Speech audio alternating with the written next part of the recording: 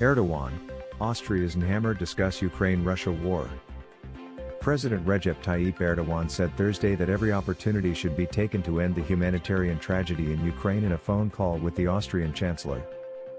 Erdogan urged support for the Istanbul process to advance peace talks between Russia and Ukraine during the call with Karl Nehammer, according to a statement by Turkey's Communications Directorate.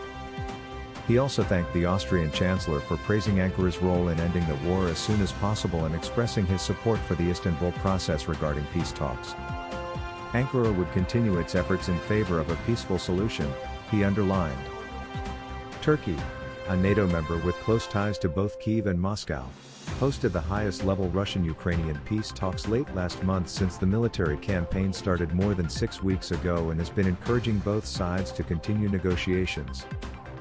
It hosted face-to-face talks between Russian and Ukrainian officials in Istanbul after a first round in the southern province of Antalya. Ankara has offered to host future peace talks. We agree that the Istanbul process is the best opportunity for peace in Ukraine, Nehammer said on Twitter. The Chancellor added that Austria will always contribute to peace with its policy of active neutrality. Nehammer held various contacts as part of his trip to Ukraine's capital Kyiv on April 9 and visited war-hit areas, particularly Bucha, a liberated Ukrainian city near Kyiv where the bodies of civilians allegedly killed by Russian troops were discovered.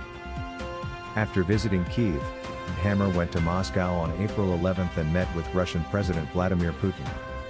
Commenting on the meeting, he said it was difficult. Nehammer became the first European leader to visit Moscow since the beginning of the Russia-Ukraine war on February 24. NATO allied Turkey borders Ukraine and Russia in the Black Sea and has good ties with both. Since the beginning of the conflict, Ankara has offered to mediate between the two sides and host peace talks, underlining its support for Ukraine's territorial integrity and sovereignty. Having recently called Russia's invasion an unacceptable violation of international law, Turkey has carefully formulated its rhetoric not to offend Moscow, with which it has close energy, defense and tourism ties. While forging close ties with Russia on energy, defense and trade and relying heavily on Russian tourists, Turkey has sold drones to Ukraine, which angered Moscow. Turkey also opposes Russian policies in Syria and Libya, as well as Moscow's annexation of Crimea. Erdogan has reiterated that Turkey will not abandon its relations with Russia or Ukraine, underlining that Ankara's ability to speak to both sides is an asset.